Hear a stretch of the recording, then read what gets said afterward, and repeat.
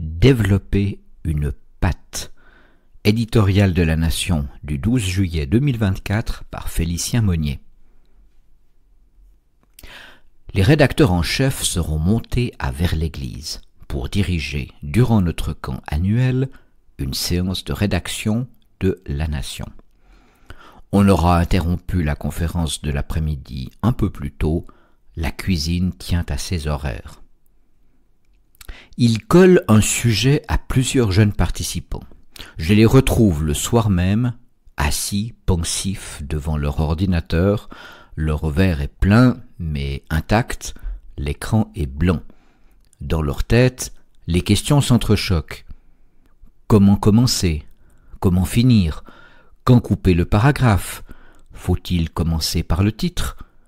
Dit-on la conseillère fédérale, Madame Amherd, ou la ministre atlantiste? Que nos jeunes rédacteurs veuillent accepter ces quelques conseils. Je commencerai par celui de mon directeur de thèse. Arrêtez de réfléchir au plan. La trame idéale n'existe pas. Il faut écrire, écrire et écrire. En bref, il faut savoir se lancer.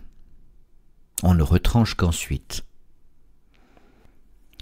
La Nation est un journal d'opinion, au singulier, qui cultive un style sachant ménager les inclinations et les caractères. Il contribue à restituer la pensée, comme la forme est indissociable de la matière. Cette métaphysique aristotélicienne que nos jeunes rédacteurs ont approchée à Vers-l'Église n'est jamais bien loin. Écrire exige ainsi une discipline qui commencera par le fait de s'interdire certaines facilités. Ce sont celles de la grande presse. Nous ne connaissons pas le style RTS.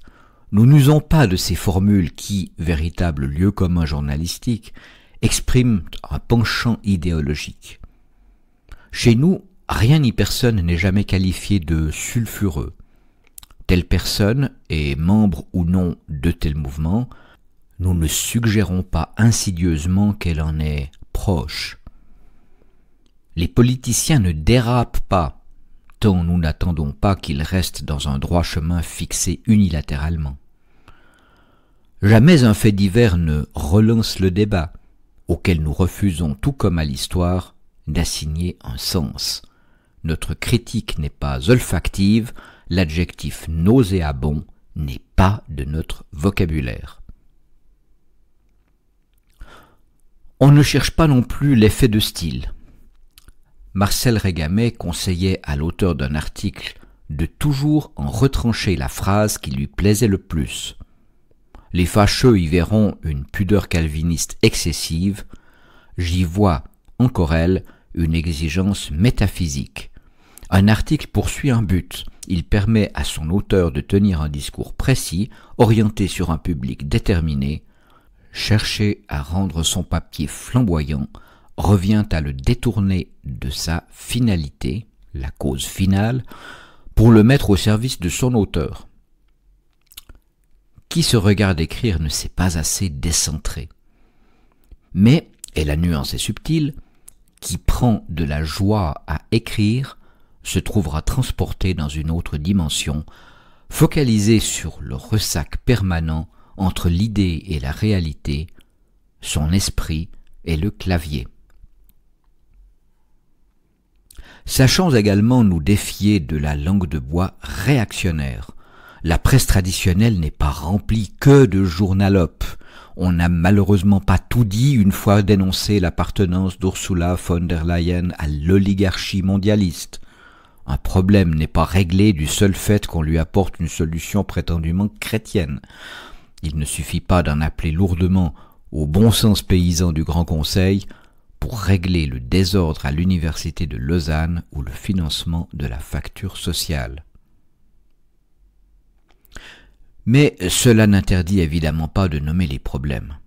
On se gardera toutefois des sous-entendus dénonciateurs. Un conseiller fédéral trop bien connu de nos lecteurs sera plutôt M. Albert Rochety qui soutenait la loi sur l'électricité.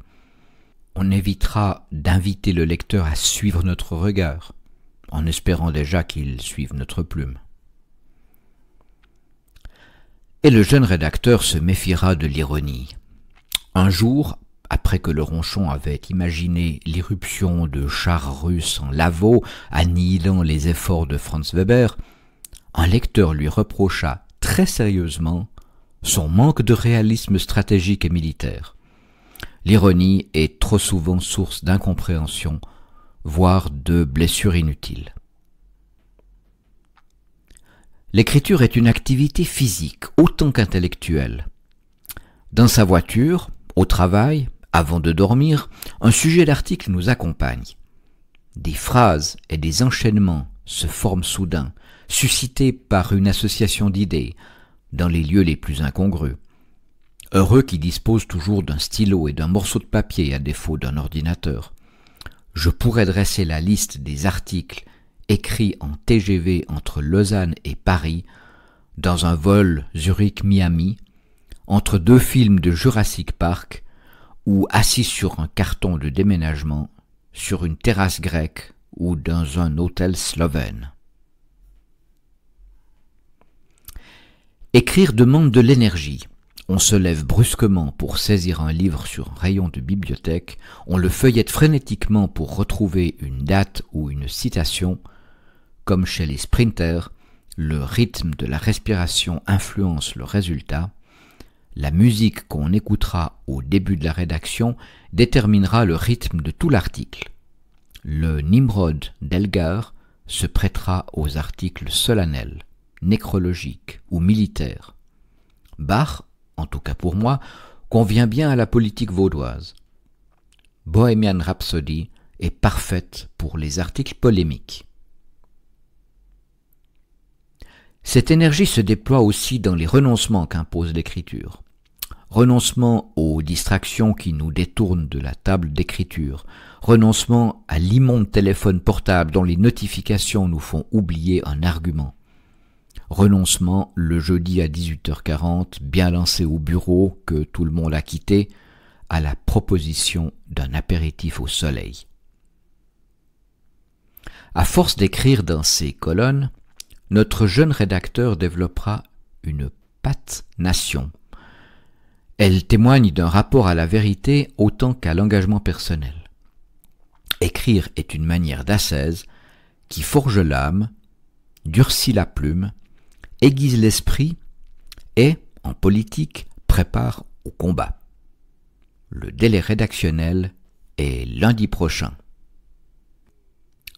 Fin de la lecture de cet éditorial. Comme d'habitude, nous exhortons les personnes qui ne sont pas encore abonnées à La Nation à souscrire un abonnement sur notre site internet www.ligue-vaudoise.ch.